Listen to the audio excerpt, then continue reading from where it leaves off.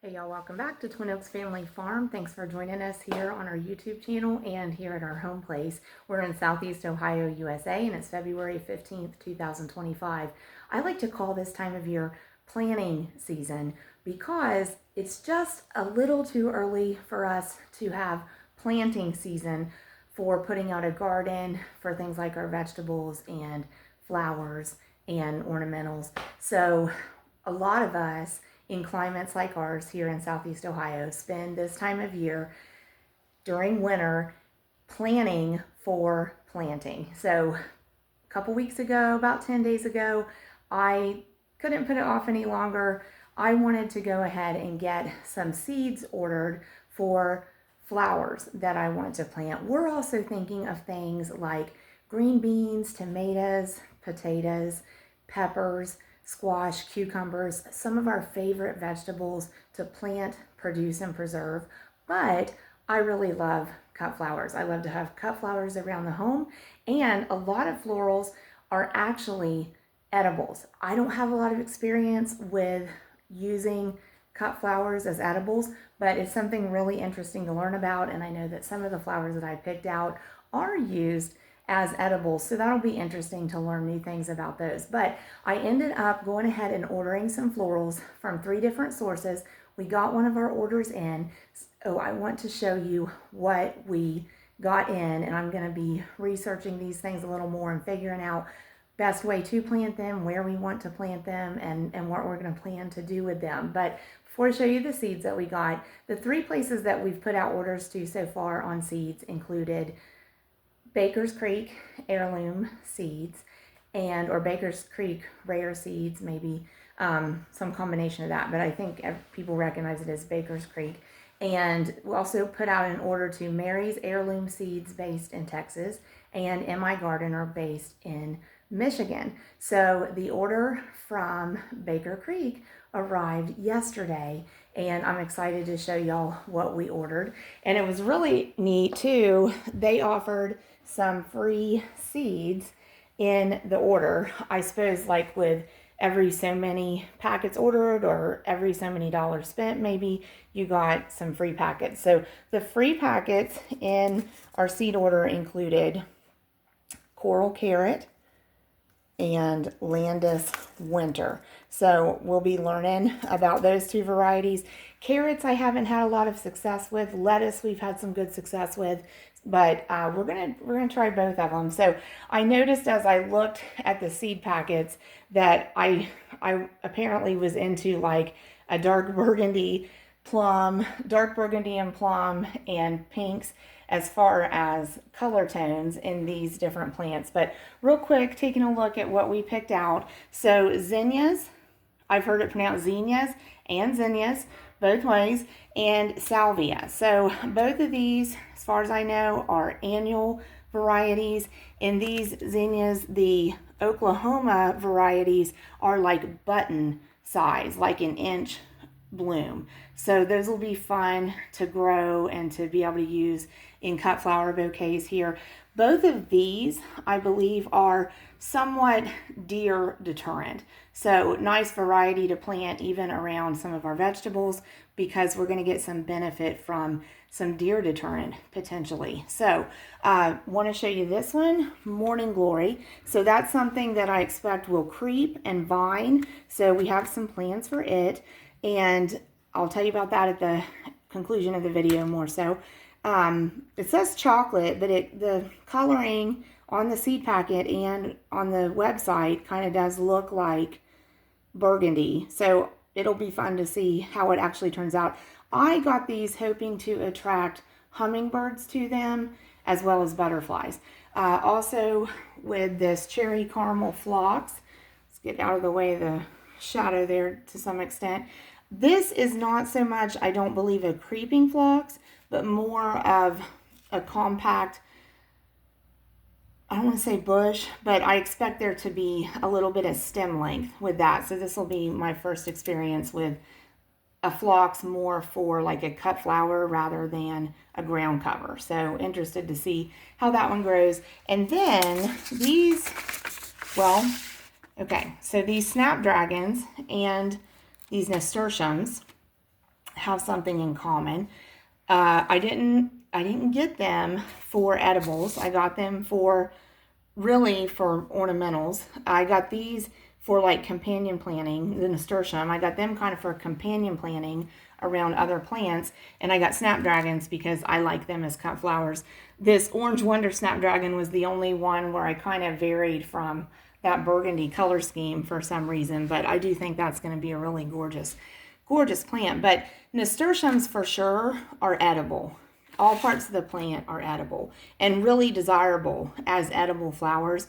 They have kind of a peppery flavor to them, so it could be used actually in salads for sure. But I learned with some research that snapdragons are also considered edible as well. I don't think they're very popular as edibles. I read that they have a really bitter taste, bitter to the point even that you might experience some mild stomach upset from them, not because you can't eat them, but just because the flavor is just really off-putting to some extent. So I've not tried them. If anybody has, feel free to let us know what that's like, and let us know in comments, do y'all use edible flowers? Does anybody use nasturtiums in particular as edibles? So so far that's what we have got in from the seed orders that we've placed, and I'm excited to start brainstorming where I want to put them in different ways to use them. So I said I'd tell you my idea with the morning glory.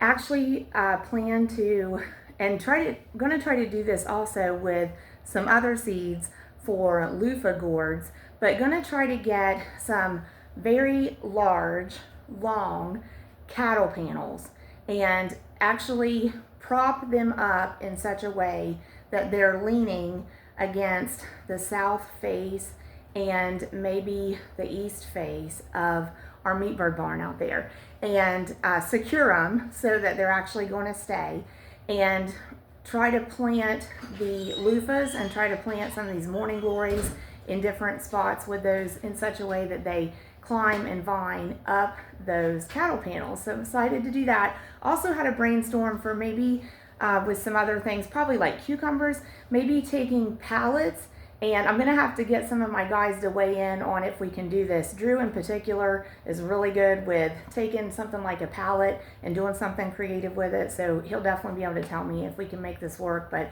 I'm thinking maybe we can take some pallets and like stand them up so they kind of make like, would that be like a tent or teepee shape, kind of an arch, but they're going to meet at a point, and maybe fasten them up at the top like with hinges or something so they'd be easy for us to fold up and put away when they're not in use, but secure them that way so they kind of make a tent, and then let things like our cucumbers kind of grow up them. We could probably even stake like our tomatoes near them, some of our tomato plants, and secure them maybe to those pallets. So those are some of my brainstorms for some things I want to try with planting. If y'all have some really inventive or space-saving tips on how to plant different types of vegetables and ornamentals, put them in comments. We'd love to hear your feedback, but really getting excited about looking forward to actual planting season.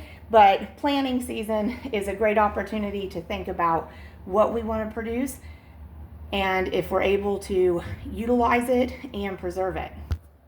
So on the home front, gonna wrap this one up. On the home front, the guys are all busy. It's about 40 degrees Fahrenheit outdoors here, which is great, but for February, but it's been raining steadily, and so the ground is soft. We've got some water sand in different places.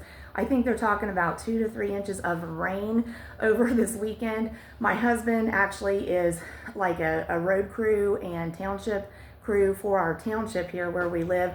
He actually just called out to go do a tree cleanup. A tree fell down, is probably obstructing a roadway, so he's doing that. We're actually trying to get our Saturday evening routine going.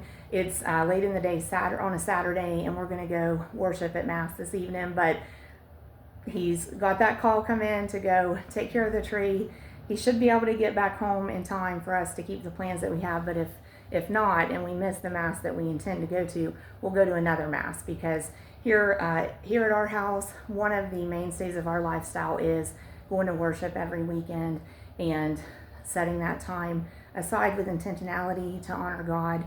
And we feel that it really is a requirement for us to do that. So like I said, even if we miss the one we intend to go to, we'll go to one, but we've got to get Mr. Twin Oaks back here, and we'll plan to go ahead and go to Mass this evening.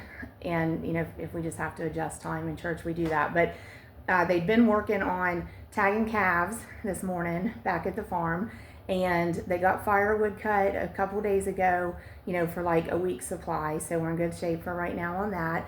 My youngest son, he's got the 98 Dodge that they've been getting fixed up, and so they did some work on it this afternoon that it needed. And our middle son, he actually has picked out some wheels for his first gen Dodge that he went to go get today. And our older son has been out and about here. Our oldest son has been out and about here doing some property maintenance, cleaning gutters out, because this rain is overflowing them. So making sure that everything is really cleaned out and can handle all that. But we just are doing one day at a time, one task at a time, just like everybody else, trying to keep up. But we appreciate y'all's support, and wanted to tell you about watch hours on the channel here. This is one of those times with YouTube where you're like, can we just get this goal met? And it's a funny thing with metrics and goals on like a platform like YouTube. Like, some of it is out of your control, the things that you're trying to accomplish, because a lot of it just depends on people selecting the video and actually watching it and letting it play from start to finish. So at any rate, we are close to 4,000 watch hours. We're right at the little tip of hitting 3,800 watch hours for the last 365 days.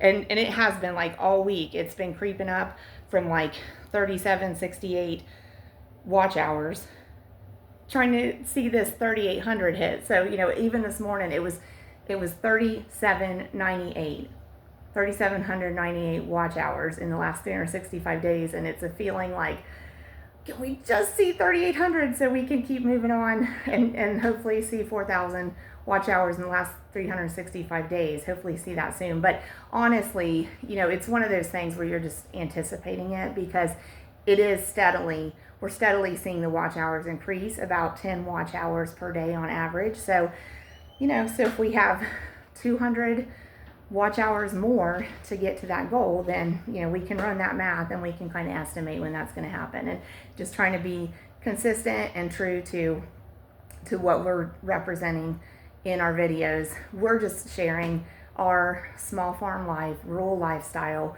Yes, we have done a lot of our videos on raising the chickens, but there's so much more to all of our lives than one thing. So we are really glad that y'all are here. We welcome your feedback. We appreciate your support.